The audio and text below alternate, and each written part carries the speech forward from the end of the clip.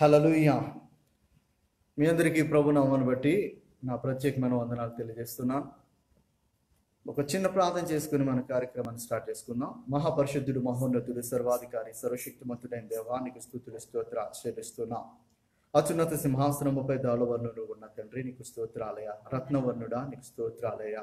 యెహోవా ఈరే స్తోత్రములు, యెహోవా రఫా స్తోత్రములు, యెహోవా నా శైలమా నీకు స్తోత్రం, నా శ్రీ దుర్గమా నైత్యన కోట నీకు స్తోత్రాలయ. నీ ప్రేమకి వందనాలు వేస్తే, నీ కృపకి వందనాలు ప్రభా. ఆదిలో జలములపై అల్లాడాత్మ ఉన్న దేవా, ఎగువదే కాల సమయంలో ప్రభా నాయన మాతో మీరు ఉండండి. నడిపించి సహాయం దాచేయండి. ఈ కార్యక్రమానికి ఆద్యంతం మీరే తోడుండండి. ప్రభా ఇంతవరకు కొన్ని టెక్నికల్ ఇష్యూస్ వచ్చినప్పటికీ కూడా ప్రభా మరొకసారి ప్రభా నీ సన్నిధానంలో మేము ప్రభాని స్తుతించడానికి, ఆరాధించడానికి ప్రభా మేము సిద్ధపడుచుండగా నీ ఆత్మచేత కార్యములు జరిగించి సమస్తమైన ప్రభా ఘనతయు, కీర్తియు, మహిమయు, ప్రభావమును మీరు ఒక్కరే పొందుకొని దేవుని ఆశీర్వాదముల చేతిని బట్టి మమ్మల్ని ప్రభా నడిపించి సహాయం దాచేస్తున్న నమ్మొచ్చు. యేసుక్రీస్తు నామములో ప్రార్థన విజ్ఞాపన అడిగి పొందుకున్నాను మా ప్రియ పరలోకపు తండ్రి, ఆమేన్. హల్లెలూయా, హల్లెలూయా. ఈ ఉదయ కాల సమయంలో మనము దేవుని యొక్క సన్నిధానంలో ఉన్నాం కనుక మరి దేవుని మనము స్తుతించి మనం గనపరుతాం. హల్లెలూయా. ఎంత మంచి దేవుడు వేసే చింతలన్నీ తీరినయా నేను చేరినా అనే పాట ద్వారా ధ్యానాన్ని అయిపోతాం. హల్లెలూయా. ఎంత మంచి దేవుడు, ఎంత మంచి దేవుడా యేసయ్యా, చింతలన్నీ తీరేనయ్యా నిన్ను చేరగా. ఎంత మంచి దేవుడు, నా చింతలన్నీ తీరేనయ్యా నిన్ను చేరగా. ఎంత మంచి దేవుడా యేసయ్యా, ఎంత మంచి దేవుడా యేసయ్యా, ఎంత మంచి దేవుడా యేసయ్యా, చింతలన్నీ తీరేనయ్యా నిన్ను చేరగా. ఎంత మంచి దేవుడా యేసయ్యా, చింతలన్నీ తీరేనయ్యా నిన్ను చేరగా. ఎంత మంచి దేవుడా యేసయ్యా, ఘోర పాపినైనా నేను ఘోరంగా పారిపోగా, నీ ప్రేమతో నన్ను క్షమించి నన్ను ఆదుకున్నావయ్యా. నీ ప్రేమతో నన్ను క్షమించి నన్ను ఆదుకున్నావయ్యా. ఎంత మంచి దేవుడా యేసయ్యా, ఎంత మంచి దేవుడా యేసయ్యా, చింతలన్నీ తీరేనయ్యా నిన్ను చేరగా. ఎంత మంచి దేవుడా యేసయ్యా, చింతలన్నీ తీరేనయ్యా నిన్ను చేరగా. ఎంత మంచి దేవుడా యేసయ్యా, నాకున్న వారందరూ నన్ను విడచిపోయినను, ఎన్నెన్నో ఇబ్బందులకు గురి చేసినను, నన్ను విడువలేదు యేసయ్యా. ఎన్నెన్నో ఇబ్బందులకు గురి చేసినను, నన్ను విడువలేదు యేసయ్యా. ఎంత మంచి దేవుడా యేసయ్యా, ఎంత మంచి దేవుడా యేసయ్యా, చింతలన్నీ తీరేనయ్యా నిన్ను చేరగా. ఎంత మంచి దేవుడా యేసయ్యా, చింతలన్నీ తీరేనయ్యా. ఎంత మంచి దేవుడా యేసయ్యా. హల్లెలూయా.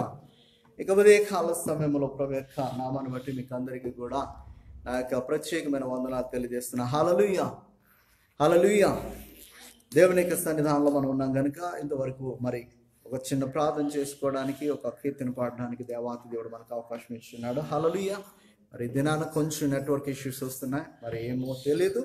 మరి అయినప్పటికీ కూడా మరి మీరందరూ కూడా అలా కనెక్ట్ అయి ఉండాలని చెప్పేసి మరి నేను కోరుకుంటున్నాను. హల్లెలూయా. ప్రే చేయండి. ఎందుకంటే కొన్ని సందర్భాల్లో మరి నెట్వర్క్ ఇష్యూస్ అనేది వస్తూ ఉంటాయి మరి ఆన్లైన్ సర్వీస్ కనుక. మరి ఏది అయినప్పటికీ కూడా మనము మరి చాలా ఓపికతోటి దేని యొక్క వాక్యాన్ని విందాం. హల్లెలూయా, హల్లెలూయా. మరి మీకు ఉదయకాల సమయంలో దేవుని యొక్క వాక్యంలోనికి వెళ్ళే ముందు ఒక చిన్న ప్రార్థన చేసుకొని మనందరం కూడా దేవుడు మనతో మాట్లాడాలి, ఆయన యొక్క ఆత్మచేత మనందరినీ కూడా బలపరిచి స్థిరపరిచి నడిపించాలని చెప్పేసి వాక్య భాగంలోనికి వెళ్ళేటప్పుడు మనకు చిన్న ప్రార్థన చేసుకొని మన కార్యక్రమాన్ని ఆరంభించుకుందాం. స్తోత్రాలు తండ్రి, మమ్మల్ని మిక్కిలుగా ప్రేమించిన మా పరమ తండ్రి, స్తోత్రాలు యేసయ్యా. యేసయ్యా నేను మాట్లాడితే ప్రభువా మరి తండ్రి ఏక హృదయంలోనికి ఆ మాట కానీ యేసయ్యా నువ్వు మాట్లాడితే ప్రతి ఒక్క హృదయంలోనికి ఆ మాటలు వెళ్తాయి ప్రభువా. ఎందుకంటే నా దేవుడు శక్తిమంతుడు, సమర్థుడు. ప్రతి ఒక్క హృదయాన్ని బట్టి నువ్వు మాట్లాడే దేవుడు ప్రభువా. నన్ను నీ సిలువ చోటును మరుగుపరిచి నాయనా దావీదు అంటున్నాడు ప్రభువా ఏమనంటే ప్రభువా యజమానుడు వాడుకున్నట్టుకు అర్హమైన పాత్రగా నన్ను మలుచుకున్నామని ప్రభువా. అవును తండ్రి నేనా మరి ప్రభు మమ్మల్ని నీ సిలువ చోటును మరుగుపరిచి నేను నువ్వు వాడుకున్నట్టుకు అర్హమైన పాత్రగా మమ్మల్ని చేసుకుని మీరు వాడుకుని అడుగుతున్నా. ప్రతి ఒక్క హృదయంతో మీరు మాట్లాడాయా యేసయ్యా. మరి తండ్రి ఆత్మ సంగములతో చెప్పుచున్న మాట చెవిగలవాడు వినుగాక అని చెప్పిన మాట ఈనాడు ప్రభా క్రైస్తవులు అనవిడి పిలబడిన ప్రతి ఒక్క బిడ్డతో మీరు మాట్లాడి ప్రతి ఒక్క బిడ్డ కూడా గ్రహించగలిగే హృదయాన్ని దయచేస్తాను నమ్ముచ్చు. ఈ యొక్క ప్రార్థన విజ్ఞాపన నీ పాద సముఖంలో అడిగి పొందుకున్న మా ప్రియ పరలోకపు తండ్రి, ఆమేన్. హల్లెలూయా. ఈ యొక్క ఉదయకాల సమయంలో ప్రియమైన సహోదరి సహోదరుడా దేవుని యొక్క వాక్యంలోనికి మనం వెళ్దాము. మరి దేవుని యొక్క వాక్యంలోనికి వెళ్ళే ముందు కొన్ని విషయాలు అయితే మనతో మరి దేవుడు మాట్లాడడానికి ఇష్టపడుతున్నాడు. హల్లెలూయా. ఈ రోజున మనం చూస్తున్నట్లయితే దేవునికి ఎప్పుడు మనము ఇష్టముగా కనబడతామో, ఎలా ఉంటే ఇష్టముగా కనబడతామో, ఎలా ఉంటే మన యొక్క జీవితాలు నిజంగా ఆశీర్వదింపబడిన జీవితాలు ఉంటాయనేది ఆలోచన చేసినట్లయితే మరి భక్తి పరులైనటువంటి వారు కేవలం భక్తితో మాత్రమే కాదు జీవించినట్లయితే వారి యొక్క జీవితము దేవునికి ఇష్టముగా కనిపించేది కాదేమో. ఇంకా ఉదయకాల సమయంలో ప్రియమైన సహోదరి సహోదరుడా దేవునికి మనము ఎలా ఉంటే ఇష్టంగా ఉంటాము, ఎలా ఉంటే మనము అయితే చాలా మందికి భక్తి ఉంటుంది కానీ సరైన ప్రవర్తన అనేది ఉండదు. ఇదేంటిది భక్తి ఉంటుంది కానీ ప్రవర్తన ఉండదని చెప్పేసి అంటున్నారని చెప్పేసి మీరు అనుకోవచ్చు. చాలా మంది భక్తి పనులను చూడొచ్చు కానీ భక్తితో పాటు సరైన ప్రవర్తన కలిగినవన్నీ మనం చూడకపోవచ్చు. భక్తి ప్రవర్తన రెండు కూడా దేవునికి ఇష్టముగా కనబడినప్పుడు, అంటే ప్రీతికరముగా కనబడినప్పుడు ఆశీర్వాదాన్ని వెంట వస్తుంది. నేను ఈ రోజున చెప్పబోయే మెసేజ్కి టైటిల్ ఏమని ఇవ్వాలనుకుంటున్నానంటే నీ ప్రవర్తన దేవుని దృష్టికి ప్రీతికరమైనప్పుడు ఆశీర్వాదము నీ వెంట ఉంటుంది. నీ ప్రవర్తన దేవునికి ప్రీతికరముగా ఉన్నప్పుడు ఆశీర్వాదము నీ వెంట ఉంటుంది. మనం గమనించినట్లయితే సామెతలు 16వ అధ్యాయము 7వ వచనము, సామెతలు 16వ అధ్యాయము 7వ వచనంలో ఈ విధంగా రాయబడి ఉంది. ఒకని ప్రవర్తన యెహోవాకు ప్రీతికరముగా కనబడినప్పుడు ఆయన వాని శత్రువులను సహా వానికి మిత్రుడుగా చేయను. హల్లెలూయా. ఎంతమంది నమ్ముతున్నారు? ఒకని ప్రవర్తన యెహోవాకు ప్రీతికరముగా కనబడినప్పుడు ఆయన వాని శత్రువులను సహా వానికి మిత్రులుగా చేస్తానని చెప్పేసి దేవాతి దేవుడు చెప్తున్నాడు. ఎంత చక్కగా. హల్లెలూయా. చాలా మంది భక్తి పరులు ఉంటారు, దేవుని సన్నిధికి వస్తారు, ప్రార్థిస్తారు, వెళతారు. కానీ ఇంటిలో వారి యొక్క ప్రవర్తన వారి బంధువుల ముందు కానీ, వారి యొక్క మరి తల్లిదండ్రుల ముందు కానీ, భర్త ముందు కానీ, భార్య ముందు కానీ, బిడ్డల ముందు కానీ వారి యొక్క ప్రవర్తన విధానంలో మార్పు రాకపోవడం వలన ఈ రోజున ఆశీర్వాదం కుటుంబాల్లో ఉండట్లేదు. నీ ప్రవర్తన సరైనదిగా కనబడినప్పుడు దేవుడు ఏమవుతాడో తెలుసా నీకు? స్నేహితుడు అవుతాడు. దేవుడు ఎల్లప్పుడూ కూడా నీకు తోడుగా ఉంటాడు. నీ యొక్క ప్రతి ప్రయత్నంలోను ప్రతి పనిలోను కూడా ఆయన నీ వెంట వచ్చి నీకు సహకారిగా ఉండి నీ యొక్క ఆ పనులన్నిటినీ కూడా ఆయన దగ్గరుండి నిర్వర్తిస్తాడు. హల్లెలూయా. నీ యొక్క ప్రవర్తన యెహోవాకు ప్రీతికరముగా కనబడినప్పుడు నీ శత్రువులను సహా మిత్రులుగా చేస్తాడు. హల్లెలూయా, హల్లెలూయా. బైబిల్ గ్రంథంలో ఎవరైతే వారి భక్తితో పాటు తన ప్రవర్తనను కూడా కాపాడుకున్నారో వారి జీవితములలో కష్టములు వచ్చినప్పటికీ కూడా వారు బహుగా ఆశీర్వదింపబడ్డారు. కొంతమంది జీవితాలు మనం స్టడీ చేసినట్లయితే ఆది కాండం నుంచి కూడా మనకి చాలా చక్కగా తేట తెల్లగా కనబడతారు. మరి ఇర్మియా రాసినటువంటి గ్రంథంలో ఒక మాట చెప్తున్నాడు.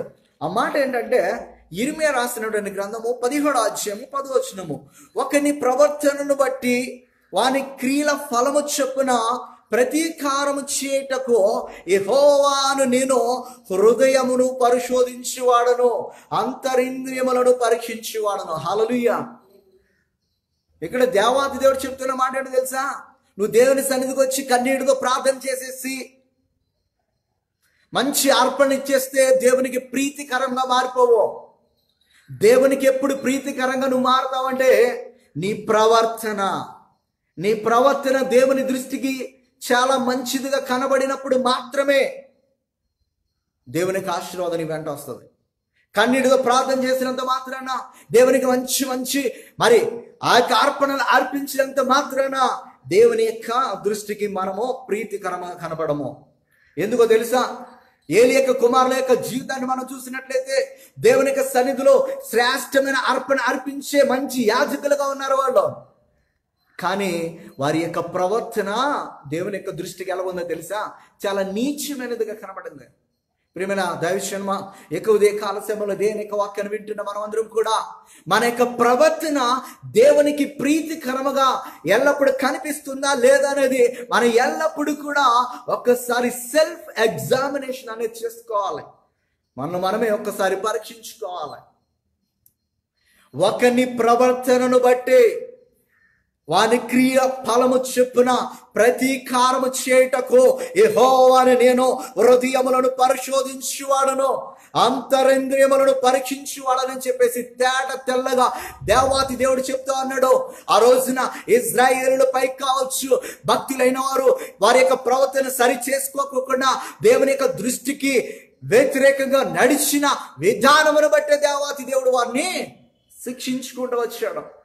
ఈ రోజున క్రైస్తవులుగా పిలవడుతున్న మనందరం కూడా మన యొక్క ప్రవర్తన దేవునికి ప్రీతికరముగా కనబడినంత సేపే మనము సేఫ్లో ఉన్నట్టు.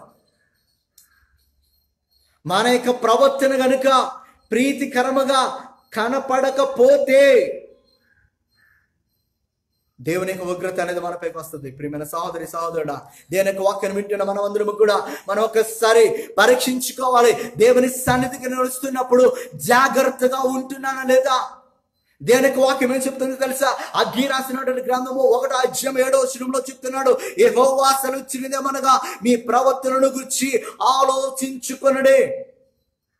మీ ప్రవర్తన గురించి ఆలోచించుకొనుడే. దేవుని యొక్క మందిరమును కట్టడానికని బబులోను యొక్క దేశము నుంచి ఇజ్రాయెల్ దేశమునకు వచ్చినటువంటి ఇజ్రాయెల్ ప్రజలు దేవుని మందిరమును కట్టుటకు బదులుగా వారి యొక్క గృహాలు కట్టుకున్నట్టులో నిమగ్నమైపోయారు. వారి సొంత పనులు నిమగ్నమైపోయారు. పంటలు పండించుకుంటూ, ద్రాక్ష వనములు నాటుకుంటూ, విత్తనాలు విత్తుతూ, బంగారాలు కట్టుకుంటూ, ఇల్లు కట్టుకుంటూ దేవుని యొక్క మందిరమును గురించినటువంటి ఆలోచన మర్చిపోయి వారు ఇంకా సమయం రాలేదని చెప్పేసి చాలా నెగ్లిజెన్స్ తో జీవిస్తున్న సమయంలో దేవాతి దేవుడు మాట్లాడుతున్నమాట. ప్రియమైన దైవజనమా, నీతో నాతో కూడా మాట్లాడుతున్నాడు. నీ ప్రవర్తన గురించి ఆలోచించుకోను. దేవుని అంగీకరించిన దినాల్లో దేవుని గురించి ఎంతో నువ్వు భయముతో భక్తితో జీవించి నేటి దినాన వాక్యము తెలిసి అన్ని తెలిసినాక నీవు ఆ ప్రవర్తనను మొదటి ప్రవర్తనను విడిచిపెట్టి నీ ఇష్టానుసారంగా వెళ్ళిపోతున్నావేమో, నీ ఇష్టమైన జీవితాన్ని కొనసాగిస్తున్నావేమో. ఇవి ఉదయకాల సమయంలో నీతో మాతో మాట్లాడుతున్నాడు. నీ ప్రవర్తన ఒక్కసారి ఆలోచించుకోను. ప్రసంగి రాసినటువంటి గ్రంథం 5వ అధ్యాయము మొదటి 2 వచనాలు చూసినట్లయితే అక్కడ చెప్తున్నాడు, నీవు దేవుని మందిరమునకు పోవునప్పుడు నీ ప్రవర్తన జాగ్రత్తగా చూసుకోను. ఏం చెప్తున్నాడు అక్కడ? దేవుని మందిరమునకు వెళ్ళినప్పుడు నీ ప్రవర్తన ఏం చేయాలంట? జాగ్రత్తగా చూసుకోవాలంట. దేవుని యొక్క మందిరములో సరైన రీతిగా నువ్వు ఆరాధించగలుగుతున్నావా? దేవుని మందిరమునకు వెళ్ళినప్పుడు అంతకుముందు నీకు ఎవరిపైన ద్వేషం ఏమన్నదా, ఎవరిపైన కోపం ఉన్నదా, ఎవరైనా క్షమించలేకపోతున్నావా? ఒకసారి సరి చేసుకుని దేవుని యొక్క మందిరానికి వస్తే దేవుడు నీ అర్పణ అంగీకరిస్తాడు.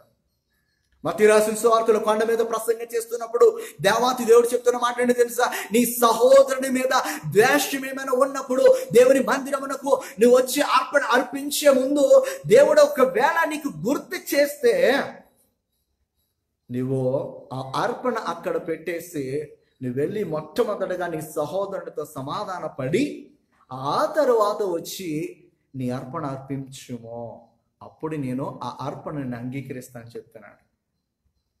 భక్తిపరుడే దేవుని యొక్క మందిరానికి ఎలాగ వెళ్ళాలో తెలుసు, ఏ టైంకి వెళ్ళాలో తెలుసు, ఎలాంటి అర్పణ ఇవ్వాలో తెలుసు. కానీ మనుషులో ఇంకా కొన్ని దేవునికి నచ్చినటువంటి ఎన్నో ఉన్నాయి.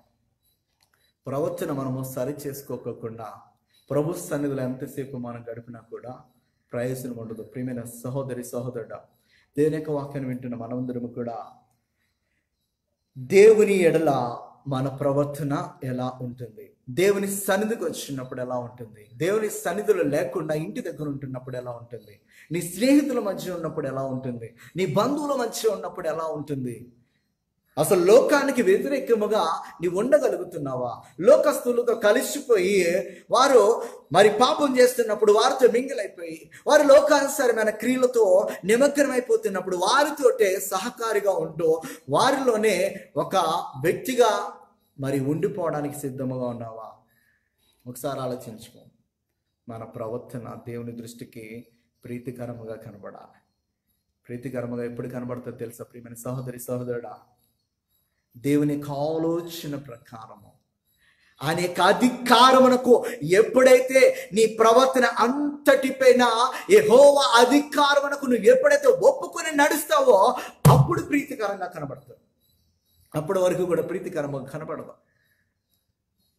చాలా మంది దేవుని సన్నిధిలో ఉన్నప్పుడు ఒకలాగా, దేవుని సన్నిధి వెళ్ళిపోయినప్పుడు ఒకలాగా, జనాల మధ్య ఉన్నప్పుడు ఒకలాగా, ఒంటరిగా ఉన్నప్పుడు ఒకలాగా, ఇంటిలో ఉన్నప్పుడు ఒకలాగా, బయట ఉన్నప్పుడు ఒకలాగా, నానా రకాలుగా జీవిస్తూ పైకి భక్తిపరులుగా కనపడుతూ చాలా విషయాల్లో మరి దేవుని దృష్టికి చాలా అసహ్యమైన వారుగా కనబడుతూ ఉంటారు.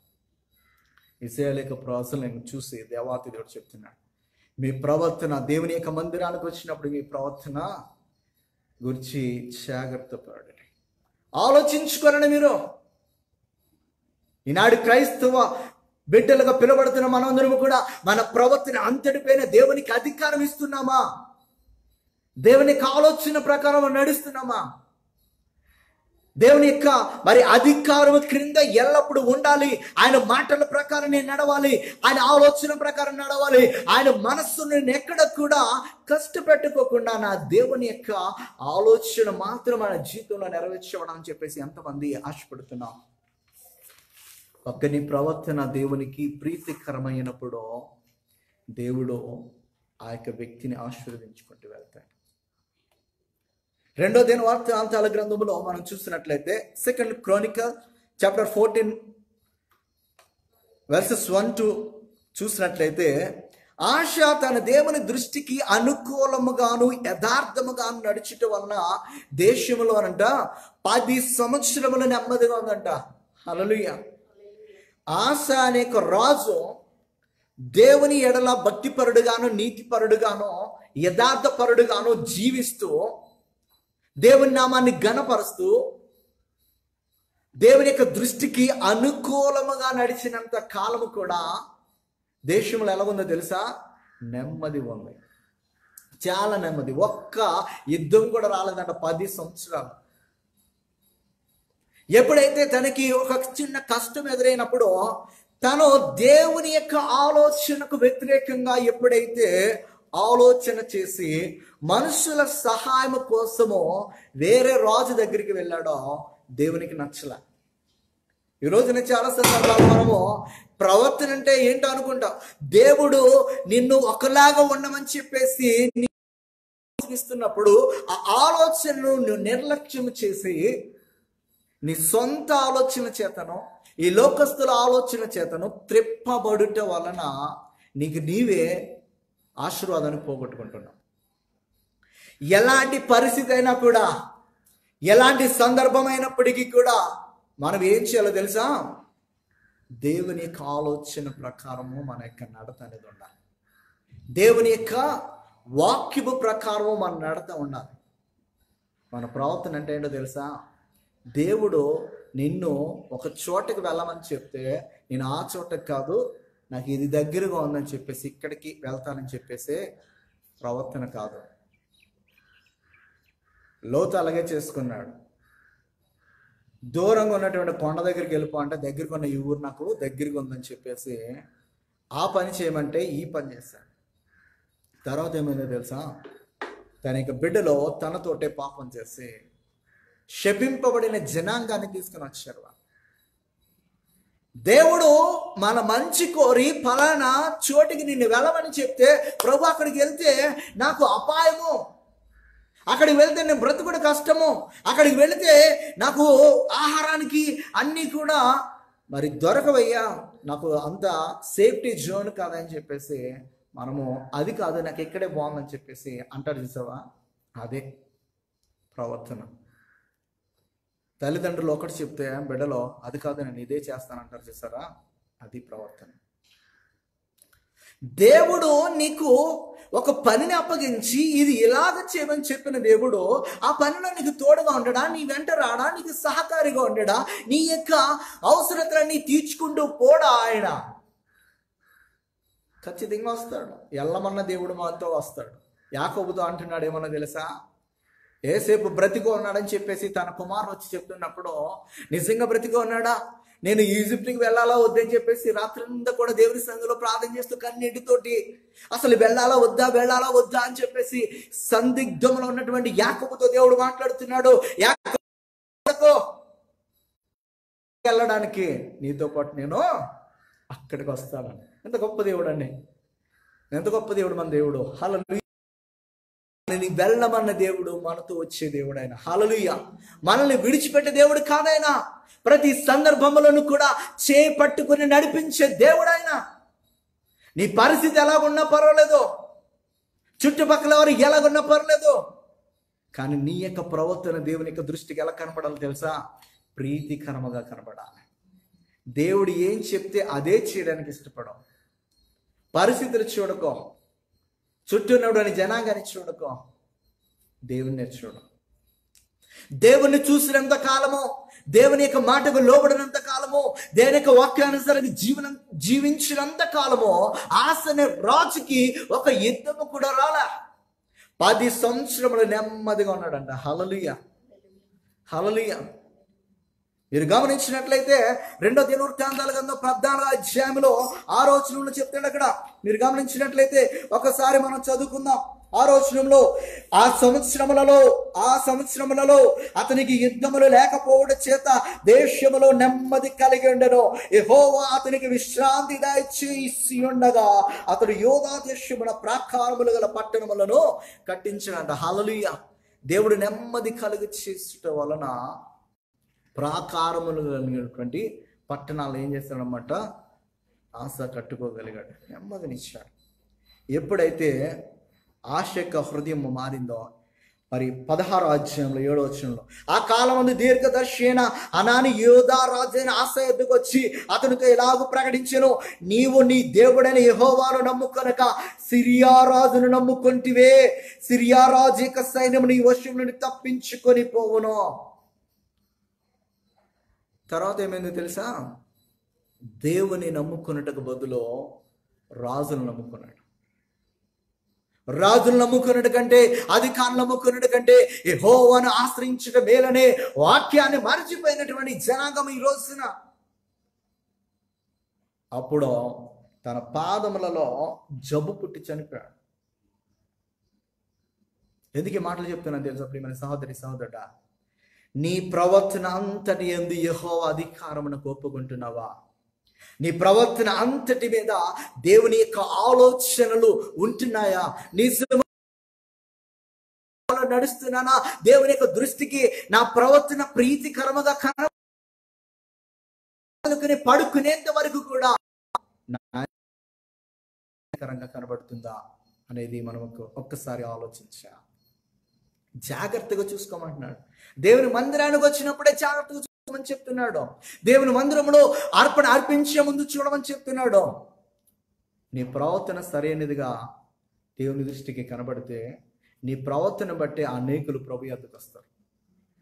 మనకి ఎంత ప్రార్థన చేసినా కూడా మన ప్రవర్తన సరి చేసుకోకుండా ప్రార్థన చేసినంత కాలము కూడా ఎవరు కూడా మన మాటకు విలువనివ్వరు.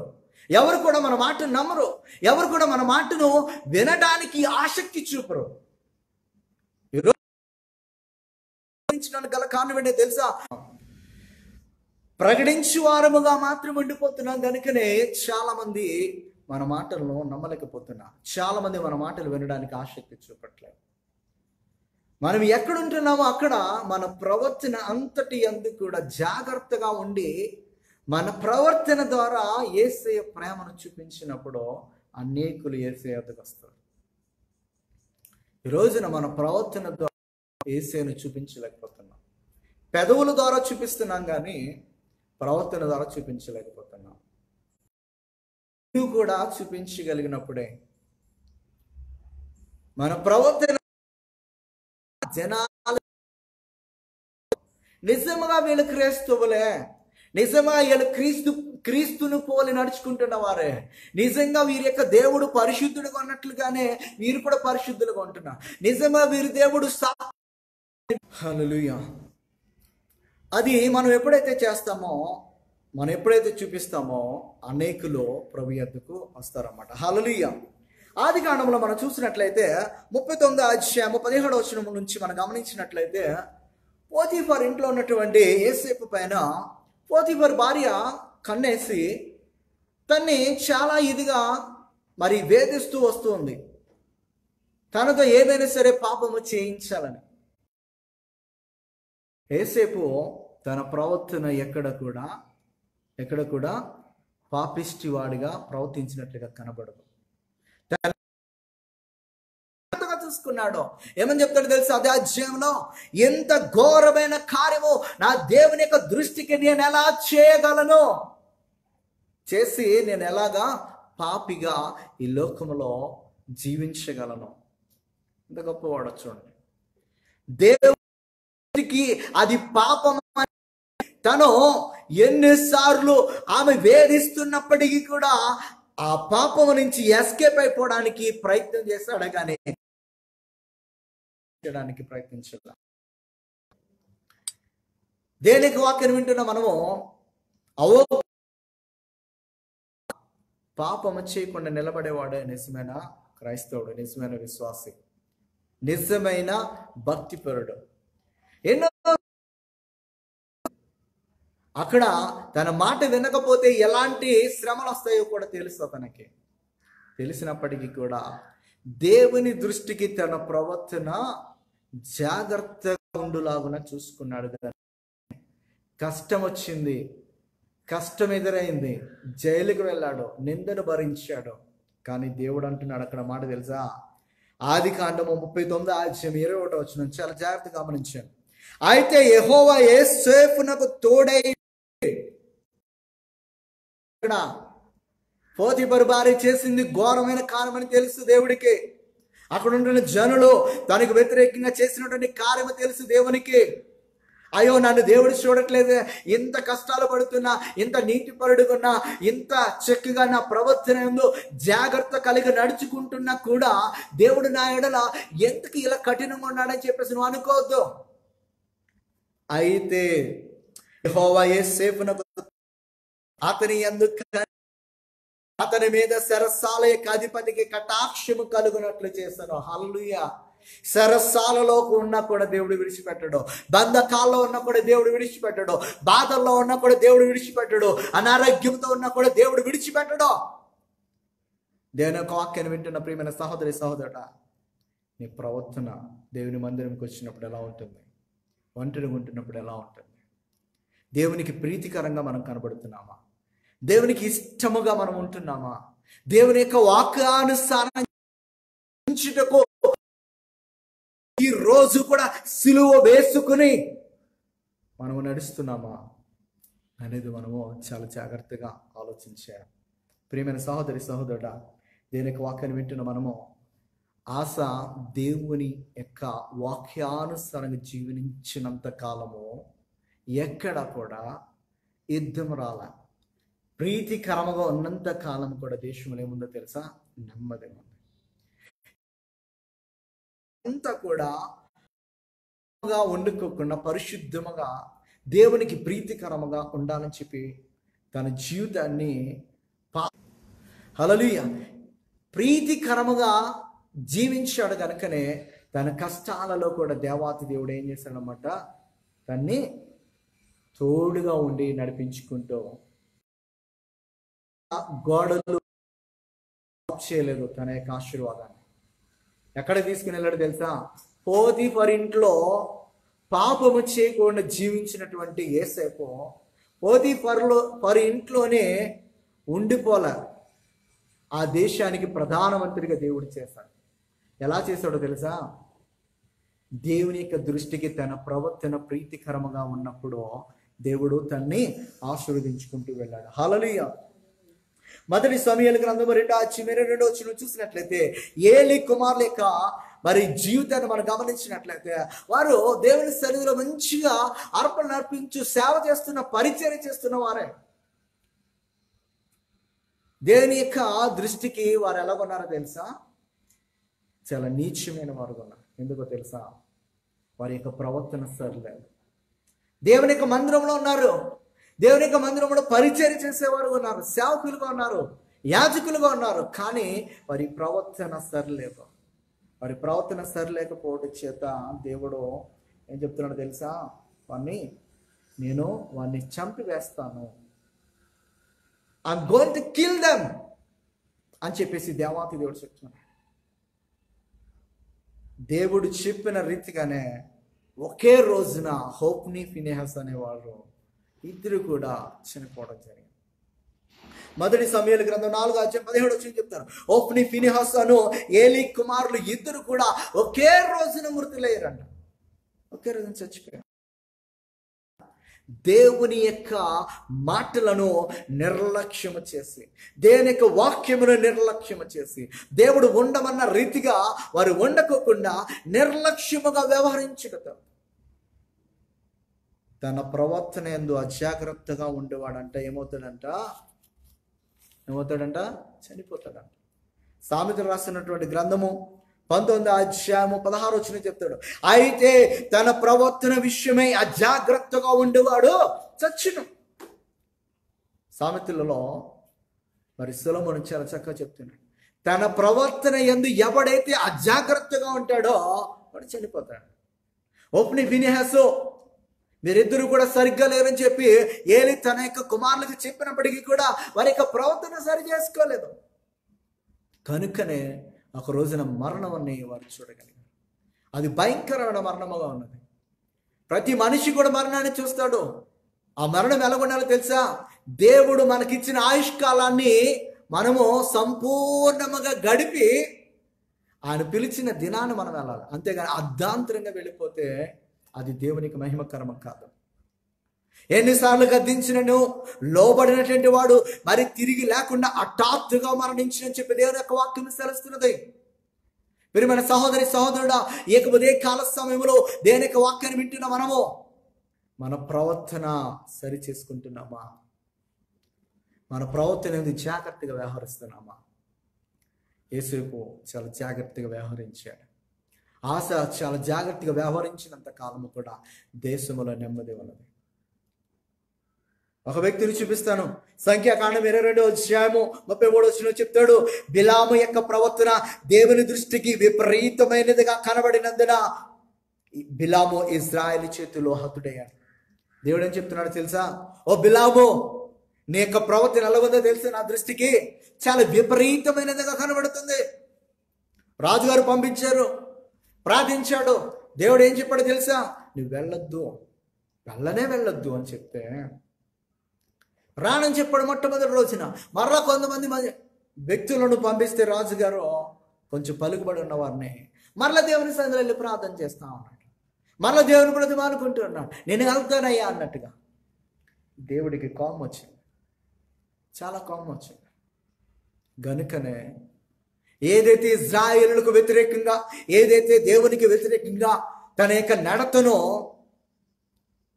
నడిపించుకుంటూ వెళ్ళి పాపం చేశాడో, ఆ దేవుని యొక్క ప్రజల చేతిలో ఖడ్గము చేత హతుడయ్యాడు.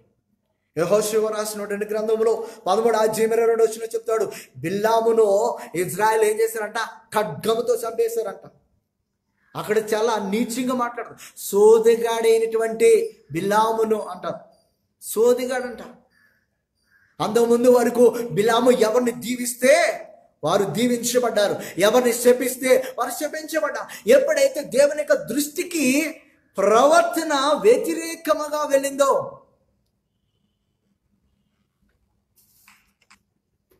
ఎప్పుడైతే దేవుని యొక్క దృష్టికి ప్రవర్తన వ్యతిరేకముగా వెళ్ళిందో దేవుడికి నచ్చల.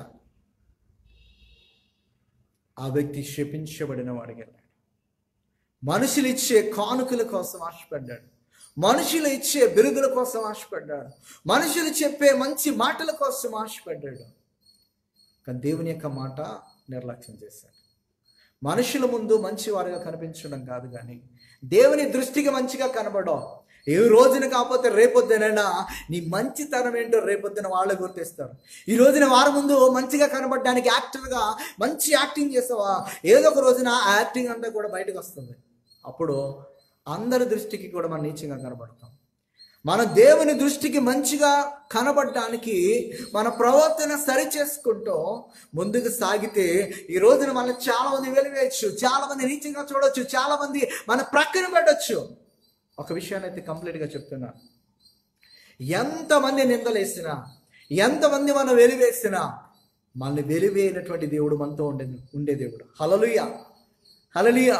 ఇకపోతే కాల సమయంలో ప్రియమైన సహోదరి సహోదరుడా, ఎంత గొప్ప దేవుడు అంటే, మన ప్రవర్తన సరిగా ఉంటే ఆయన ఎల్లప్పుడూ కూడా మనతో వచ్చే దేవుడు ఆయన. హల్లెలూయా, హల్లెలూయా. అంత గొప్ప దేవుడు ఆయన. మనకి కష్టాలు రావని చెప్పేసి నేను అన్నా, ప్రవర్తన సరిగా ఉన్నప్పుడు కష్టాలు చాలా వస్తాయి. ఏసేపుకి చాలా కష్టాలు వచ్చినాయి. దానియేలు ప్రవర్తన సరైనదే. ఒక్క విషయంలో కూడా దానియేలును తప్పు పట్టడానికి కనబడలేదు ఎవరికి కూడా. కానీ అలాంటి దానియేలు సిక్కుల్లో పడ్డాడు. సిక్కుల్లో పడతానని తెలిసి కూడా దేవుని యొక్క దృష్టికి ప్రవర్తన జాగ్రత్తగా ఉండేటకు తన్ను తాను జాగ్రత్త పడ్డాడు. ఎంత జాగ్రత్త పడ్డాడంటే 3 సార్లు ప్రార్థించే అలవాటు ఉన్న దానియేలు ఎక్కడ కూడా ప్రార్థన అనేది మానలే. పరిస్థితులు భిన్నంగా ఉన్నా మానలే.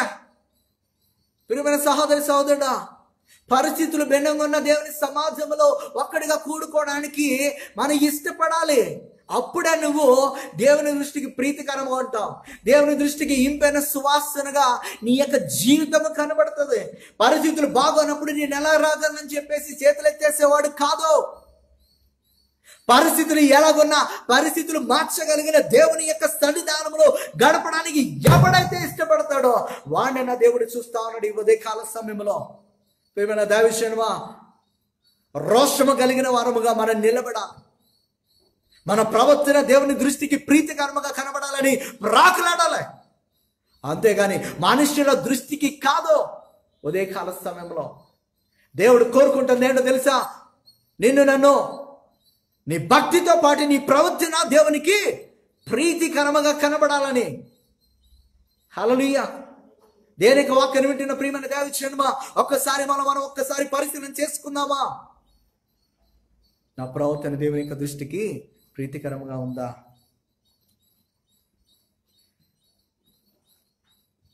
మొదటి సమూయేలు గ్రంథము 18:14 నుంచి మనం గమనించినట్లయితే, దావీదు సమస్త విషయములలో సుబుద్ధి గలవాడే ప్రవర్తింపగా యెహోవా అతనికి తోడుగా ఉండెనంట. హల్లెలూయా.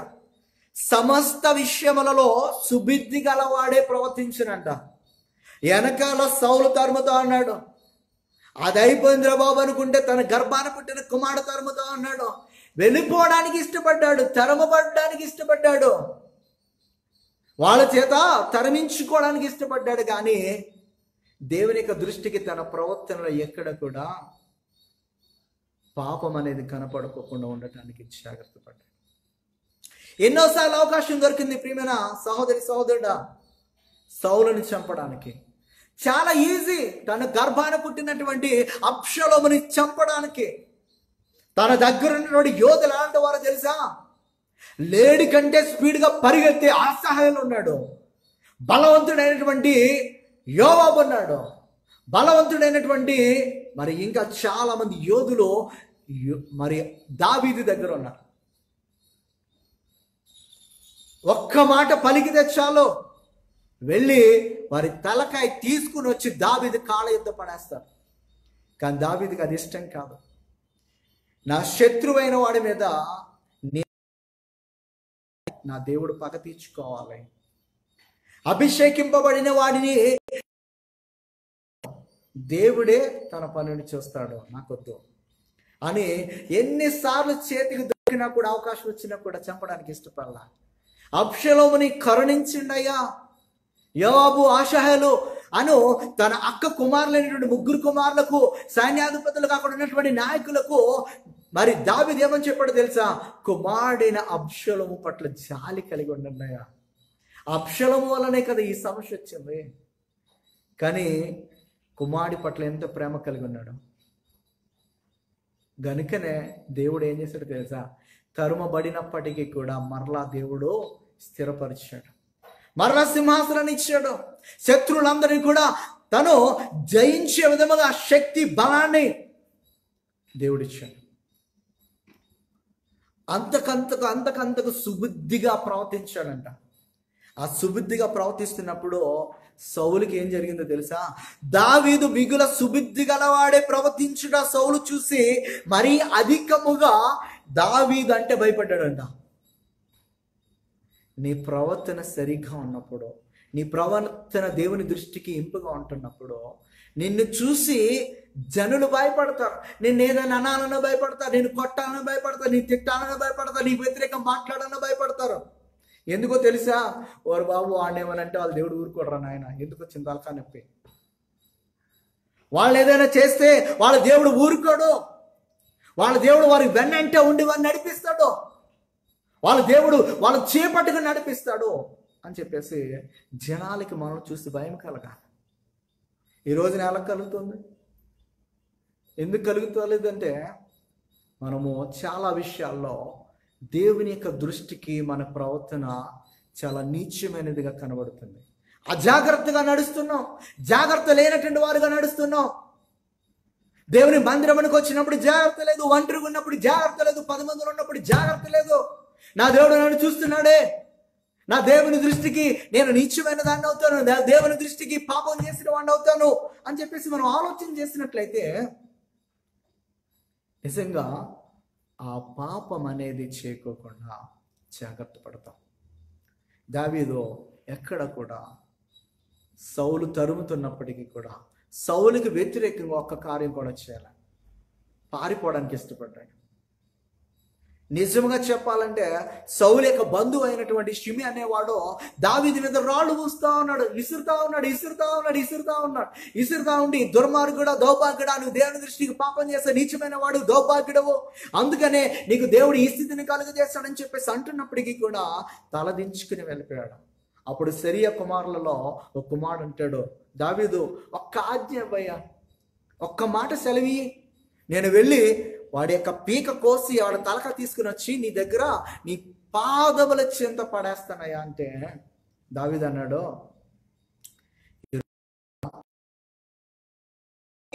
అవకాశాన్ని ఇచ్చాడు వాడి తిట్టని, వాడి ఇస్తాడు అని చెప్పేసి తలదించుకుని వెళ్ళిపోయాడు. నీ ప్రవర్తన ఎప్పుడు బయలుపడుతుందో తెలుసా? నీకంటే తక్కువవాడు, నీకంటే బలహీనుడు, నీకంటే మరి అన్ని విషయాల్లో తక్కువవాడు ఒక్కవేళ అవకాశం వచ్చినప్పుడు నేను తిడుతా ఉన్నా, నేను శపిస్తా ఉన్నా, నేను కొడతా ఉన్నా, నీవు వ్యతిరేకంగా ఒక్క మాట కూడా మాట్లాడకుండా శపించుకోకుండా దేవుడే తీర్పు తీస్తాడని నువ్వెప్పుడైతే ముందుకు వెళ్తావో అప్పుడే ప్రియమైన ప్రియమైన జనులారా, ప్రవర్తన ఎప్పుడు దేవుని దృష్టికి ప్రీతికరంగా కనపడుతుందంటే, మన ఎవరు ఏమన్నా కూడా, మన కొట్టినా తిట్టినా ఏం చేసినా కూడా మనము దేవుని యొక్క తీర్పు కోసం ఎదురు చూస్తూ ముందుకు సాగిపోతే అక్కడే మనము దేవునికి అవకాశం ఇచ్చిన వారు ఉంటాం. మన శత్రువుడానికి దేవునికి అవకాశం ఇచ్చిన వారు ఉంటాం. మనము ప్రతి విషయంలో దేవుని అధికారం క్రిందకు వచ్చిన వారముగా కనబడతాం. అప్పుడు దేవుని యొక్క దృష్టికి మనము ప్రీతికరముగా కనబడతాం. మన ప్రవర్తన ప్రీతికరముగా కనబడుతుంది. కీర్తనాకారుల్లో అందుకే దావీదు అంటాడన్నమాట 23:5 నా సిద్ధపరచుదువో. దావీదు ప్రవర్తనపై ఎంత నమ్మిక లేకపోతే అతడు ఈ మాట సెలవించగలడు, ఈ మాట చెప్పగలడు. నా శత్రువులు ఎదుట ఏం చేస్తాడు అంటున్నాడు దేవుడు అక్కడ. దావీదు, భోజనమును నువ్వు సిద్ధపాటు చేస్తావయ్యా, అంత నమ్మిక కలిగి ఉన్నాడు. ఆ షిమి అనేవాడు ఏమన్నాడు తెలుసా? తర్వాత దావీదు తిరిగి అంటున్నాడు, అప్పుడు నేను మాట్లాడిన తప్పయ్యా, నన్నేం చేయదని. ఈ రోజున నీ మీద నిందలు వేయచ్చు, నేను తక్కువగా చూడవచ్చు, నిన్ను చాలా ఏం పర్లా తగ్గించుకుని వెళ్ళిపో. ఈ రోజున ఎవరైతే చూస్తారో, ఎవరైతే నీ మీద నిందలు వేస్తారో వారందరూ కూడా రేపొద్దున నీ పాదముల ఎద్దకు వచ్చి నీ కాళ్ళు పట్టుకుని క్షమించమని అడిగే రోజు ఖచ్చితంగా వస్తుంది. మనం ఎప్పుడైతే మన ప్రవర్తన పైన దేవునికి అధికారం ఇచ్చినప్పుడు, మన ప్రవర్తన ఎప్పుడైతే దేవునికి ప్రీతికరంగా కనపడినప్పుడు ఖచ్చితంగా దేవుడు ఒక రోజున తీర్పు తీరుస్తాడు. మన ఎడల ఆయన గొప్ప కార్యాలు చేయడానికి ఎల్లప్పుడూ కూడా ఆయన సిద్ధముగా ఉండే దేవుడు అన్నమాట. హల్లెలూయా. 139 కీర్తన 3వ వచనంలో చెప్తాడు అన్నమాట, నా నడకను నా పడకను నువ్వు పరిశీలన చేసి ఉన్నావో, నా చర్యలు అన్నిటినీ కూడా బాగుగా తెలుసుకుని ఉన్నావు అని చెప్తున్నాను. హల్లెలూయా. నా నడక తెలుసు అంటే నా ప్రవర్తన తెలుసు, నా పడక నేను పడుకున్నప్పుడు నేను ఎలా ఉంటున్నాను, నా పడక ఎలాగుందో తెలుసు, నా మాటలు తెలుసు. నీ దృష్టికి ఆయాసకరమైనది ఏదైనా నా మార్గములో, నేను వెళుతున్న మార్గములో, నేను ప్రవర్తిస్తున్న విధానములో ఉందేమో చూడయా అంటాడు అదే కీర్తనలో. దేవుని యొక్క సన్నిధానానికి వచ్చినప్పుడు మన ప్రవర్తన సరి చేసుకోవాలి, పరిశుద్ధముగా ఉంచుకోవాలి. మన ప్రవర్తన అంతటిపైన దేవునికి అధికారం ఇవ్వాలి. మన ప్రవర్తన అంతటిలోనూ కూడా చాలా మెలకువ కలిగి మనము జీవిస్తే దేవుడు మనల్ని నింపుతాడనమాట. 84వ కీర్తన 11వ వచనంలో చెప్తాడు. 84వ కీర్తన 11వ వచనం, యథార్థముగా ప్రవర్తించు వారికంట ఏ మేలును చేయక మానడంట. ఎలా అంట? చాలా మంది రాజులను చూసినట్లయితే దావీదు యొక్క జీవితంతో దేవుడు వారిని కంపేర్ చేస్తున్నాడు. మీ యొక్క ప్రవర్తన మీ పితరుడైనటువంటి దావీదు లాగా, దావీదు వలె యథార్థమైన ప్రవర్తనగా మీ ప్రవర్తన లేదు అంట. మన ప్రవర్తన ఎలా ఉండాలంట? యథార్థమైన ప్రవర్తనగా ఉండాలని చెప్పి దేవుడు కోరుకుంటున్నాడు. మనసులో ఒకటి పెట్టుకుని దేవుని ఆరాధించడం కాదు, నీ మనసులో ఏది ఉన్నా కూడా దేవుని యొక్క సన్నిధానంలో ఏం చేయాలన్నమాట? నీళ్లు కుమ్మరించినట్లుగా కుమ్మరించాలి. చాలా మంది ఏం చేస్తారో తెలుసా? దేవుని సన్నిధిలో వారి యొక్క బాధలను కుమ్మరిస్తారు కానీ వారి పాపిష్టి జీవితాన్ని కుమ్మరించరు. ఎవరిని క్షమించలేకపోతున్నారో ఆ విషయాల్లో దేవుణ్ణి క్షమించదని అడిగి వారితో వెళ్ళి సమాధాన పడరు. అందుకే దేవాతి దేవుడు చాలా చక్కగా చెప్తున్నాడు, రోమిలకు రాసిన పత్రికలో చెప్తాడు అన్నమాట, సాధ్యమైనంత వరకు మీరు సమస్తమైన మానవుల ఎడల, మనుషుల ఎడల సమాధానముగా జీవించుటకు ప్రయత్నించుడి. సాధ్యమైనంత వరకు కూడా నీకు ఎవడు శత్రువు అనేవాడు ఉండకూడదు. నీ ఇంటి ముందు, నీ ఇంటి వెనకాల, నీ ఇంటి పక్కన, నీ బంధువులు, నీ స్నేహితుల్లో, సంఘములో ఎక్కడ కూడా నీకు శత్రుత్వం అనేది ఉండకూడదు. సాధ్యమైనంత వరకు అందరితో కూడా ఏం కలిగి ఉండాలన్నమాట? సమాధానంగా. ఒకవేళ నిన్ను దూషించినా, నిన్ను అపహసించినా, నిన్ను ఎగతాళి చేసినా, నేను ఏం చేసినా కూడా ఏమి పగ తీర్చుకోవడానికి, రివెంజ్ తీర్చుకోవడానికి ప్రయత్నం చేయకో. దేవుని అధికారమునకు ఒప్పుకో. దేవునికి ప్రీతికరంగా నీ ప్రవర్తన కనిపించడానికి యత్నం చేయి, ప్రయత్నించు. దేవుడు ఖచ్చితంగా ఏం చేస్తాడో తెలుసా? గొప్ప కార్యం చేస్తాడు. యోసేపుని ఎలాగైతే విడవలేదో, ఆసాను ప్రవృత్తిని బాగున్నంత కాలం దేవుడు ఎలాగైతే విడవలేదో, దావీదుని ఎలాగైతే విడవలేదు, విడవకుండా నడిపించి 20వ సామెతలు యథార్థవంతుడు తన ప్రవర్తన ఏం చేస్తాడంట? చక్కపరుచుకుంటాడంట. అది మన ప్రవర్తన ఏం చేయాలన్నమాట? చక్కపరుచుకుంటూ ఉండాలి.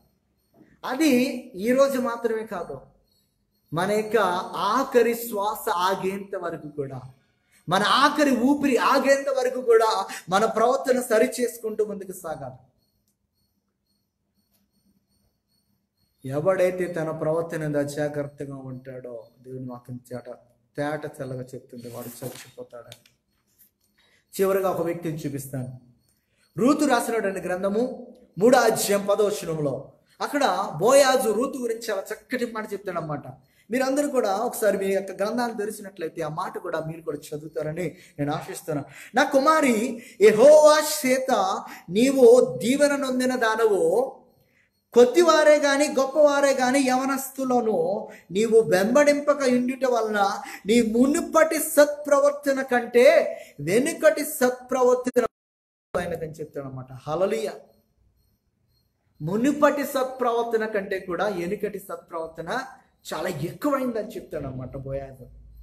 యవనస్తురాలు యవన కాలంలో తన యొక్క భర్తను కోల్పోయింది.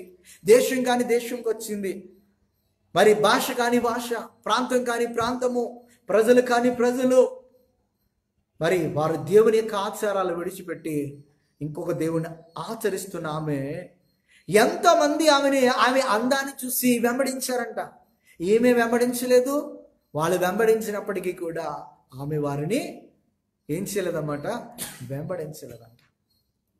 చూడండి, పాపము చేయడానికి అవకాశం ఉంది అక్కడ. ఎందుకంటే భర్తను కోల్పోయిన స్త్రీ విడుదల పొందింది. ఆమె ఎవరినైనా పెళ్లి చేసుకోవచ్చు, కానీ ఇంకొకరిని పెళ్లి చేసుకోవడానికి ఇష్టపడలా, పాపం చేయడానికి ఇష్టపడలా. తన ప్రవర్తన ఉండటానికి జాగ్రత్త తీసుకోబట్టి ఆ బోయాజు ఆమెను చూసి చాలా చాలా ఇష్టపడ్డాడు. ఈరోజు నన్ను దేవుడు చూసి ఇష్టపడాలంటే మన ప్రవర్తన మునిపటి ప్రవర్తన కంటే, దేవుని ఎరుగినప్పుడు నీ ప్రవర్తన కంటే, దేవుని ఎరిగిన తర్వాత నీ ప్రవర్తన మరి ఎక్కువగా సత్ప్రవర్తనగా కనిపిస్తుందా? కనిపించాలి. అదే దేవుడు కోరుకుంటుంది. రూతు తన యొక్క ప్రవర్తన మోయాబు దేశంలో ఉన్నప్పుడు కంటే, బోయాజు యొక్క పొలంలోనికి వచ్చినప్పుడు తన ప్రవర్తన ఇంకా ఇంకా ఇంకా ఇంకా సత్ప్రవర్తనగా మెరుగుపరుచుకుంటూ ఉంది. దేవుని ఎరిగినటువంటి స్థలాల్లో ఉన్నప్పుడు, దేవుని ఎరిగినటువంటి దినాల్లో ఉన్నప్పుడు, దేవుని ఎరిగినటువంటి నీ ప్రవర్తన కంటే, దేవుని ఎరిగినటువంటి ప్రజల మధ్యకు వచ్చినప్పుడు, దేవుని స్థలమునకు వచ్చినప్పుడు, నిజ దేవుని యొక్క సన్నిధానమునకు వచ్చినప్పుడు నీ ప్రవర్తన ఏమవ్వాలో తెలుసా? దినదినము అది సత్ప్రవర్తనగా మారుకుంటూ వృద్ధి చెందాలి. అది దేవుడు చూస్తాడు. అది ఎప్పుడైతే దేవుని దృష్టికి ప్రీతికరముగా కనబడుతుందో, మోడు పారిపోయిన రూతు జీవితాన్ని ఎలాగ చిగురింపచేశాడో, ఒంటరి వాడినట్టు యోసేపును ఆ దేశ ప్రధానిగా ఎలా చేశాడో, దావీదు పారిపోయినప్పటికీ కూడా, దావీదు తరుమబడినప్పటికీ కూడా దేవుడు ఎలాగైతే మరలా తన సింహాసనాన్ని ఇచ్చి ఆశీర్వదించాడో, తన ప్రవర్తన దేవుని దృష్టికి ప్రీతికరముగా ఉన్నంత కాలము ఎలాగైతే ఆశ అక్క రాజ్యంపైకి శత్రువు అనేవాడు ఎలా కాపాడాడో, అలా నిన్ను నన్ను కాపాడతాడు. ప్రియమైన సహోదరి సహోదరుడా, ఇక ఉదయకాల సమయంలో మనందరం కూడా దేవుని యొక్క దృష్టికి మరి సత్ప్రవర్తన కలిగిన వారమే మనం జీవించాలని చెప్పేసి మరి దేవుడు కోరుకుంటాడు. 1 పేతురు 3వ అధ్యాయం 1వ వచనం, భయముతో కూడిన మీ పవిత్ర ప్రవర్తన చూసి వాక్యము లేకుండానే తన భార్య నడవడి వలన రాబట్టబడవచ్చునని చెప్తాడు అన్నమాట. ఇక్కడ చాలా మంచి మాట చెప్తాడు. ఏమన్నా తెలుసా? ఇంటిలో ఉన్న భార్య యొక్క ప్రవర్తన చూసినప్పుడు భర్తకి మారు మనసు రావాలి. వాక్యము తేలినటువంటి వాడు, దేవుని ఎరిగినటువంటి వాడు, భార్య మాత్రమే నిజ దేవుడిని ఎరిగి దేవుని సన్నిధికి వచ్చి దేవుని స్తుతిస్తూ ఆరాధిస్తూ వెళుతూ ఉంది. అయితే ఆ భార్య యొక్క ప్రవర్తన జాగ్రత్తగా ఉన్నప్పుడు, పరిశుద్ధంగా ఉన్నప్పుడు, పవిత్రముగా ఉన్నప్పుడు, దేవుని దృష్టికి ప్రీతికరముగా ఉన్నప్పుడు, ఒకవేళ భార్య అవిశ్వాసి అయితే, భర్త అవిశ్వాసి అయితే, భార్య యొక్క ప్రవర్తన వలన, సత్ప్రవర్తన వలన ఆ వ్యక్తి కూడా నిజ దేవుళ్ళలోనికి వస్తాడు, నిజ దేవుళ్ళలోనికి వస్తాడు అని చెప్పేసి దేవుని యొక్క వాక్యం సెలవుస్తుంది. ప్రియమైన సంగమా, ఈ ఉదయకాల సమయంలో మనం నేర్చుకోవాల్సింది ఏంటో తెలుసా? మన ప్రవర్తన ద్వారా అనేకులను ప్రభు యొద్దకు తీసుకురా. నువ్వు బాగానే ఉన్నావు, ప్రార్థన బాగా చేస్తున్నావు, కానీ నీ భర్త దృష్టికి నీ ప్రవర్తన సరిగా లేదనుకో, నీ బిడ్డల దృష్టికి ప్రవర్తన సరిలేదనుకో, ఎవరు నీ మాట వింటారు? వెళుతున్నా కానీ ఏం సుఖం, నువ్వు నిజంగా దేవుని ఆరాధిస్తున్నావా, నిజంగా నీ దేవుడు అంత పరిశుద్ధుడేనా అని చెప్పి నేను ప్రశ్నిస్తారు. చాలామంది ఇళ్లలో ఎందుకు ఈ ప్రశ్నలు తలస్తున్నాయంటే వారి ప్రవర్తన మార్చుకోకుండా భక్తి మాత్రమే ఉంది. ఏదో ప్రార్థన చేస్తారంతే, ప్రతిదానికి ప్రార్థన మంచిదే. ప్రార్థనతో పాటు నీ ప్రవర్తన సరైనదిగా కనబడితే కనుక దేవుడు ఆశీర్వాదముతోటి నీ ముందుకు వస్తాడు. ఒక ఎగ్జాంపుల్ అని చెప్తాను. ఒక వ్యక్తి యొక్క నిజ జీవితము, అతడు బ్రాహ్మణ్ అయినప్పటికీ కూడా నిజదేవుడిని అంగీకరించాడు. చాలా స్టోరీ పెద్దదే. ఆయన స్టీఫెన్ బాబు అని కొడితే సాక్ష్యము చక్కగా మీకు గూగుల్లో దొరికింది, మీరు యూట్యూబ్లో చూడొచ్చు, స్టీఫెన్ బాబు గారని. అయితే ఈ కర్ణాటక వచ్చినప్పుడు క్రైస్తవులు అంటే అతనికి ఇష్టం లేదు. అతను పుట్టు పూర్వోత్తరాలు మనం చూసినట్లయితే ఒక బ్రాహ్మణ్ ఫ్యామిలీ నుంచి వచ్చిన వాడు కనుక క్రైస్తవులు అంటే ద్వేషం అతనికి. అయితే తను ఎప్పుడైతే నిజదేవుని గురించి తెలుసుకున్నాడో, వారి ఇంటి వారు తను క్రైస్తవుడని ఎప్పుడైతే తెలియపరుచుకున్నాడో ఇంటి వారికి, వీడికి ఏదో క్రైస్తవ దయ్యం పట్టింది అని చెప్పేసి అనుకున్నారు. అయితే తన ఇంటికి వెళ్ళి తను రోజు కూడా చేసింది ఏంటో తెలుసా? తన ప్రవర్తన జాగ్రత్తగా చూసుకున్నాడు. ప్రతిరోజు కూడా ఆ ఇంట్లో వాళ్ళకి వినబడేలాగంట రోజుకు 3 అధ్యాయాలు చదివి వినిపించి ప్రార్థన చేసేవాడంట. ఒక సంవత్సరము కొద్ది కాలం గడిచిన తర్వాత వీడికి నిజంగా దయ్యం పట్టలేదో, వీడి ప్రవర్తన అంతా కూడా మునిపటిలాగానే ఉన్నది.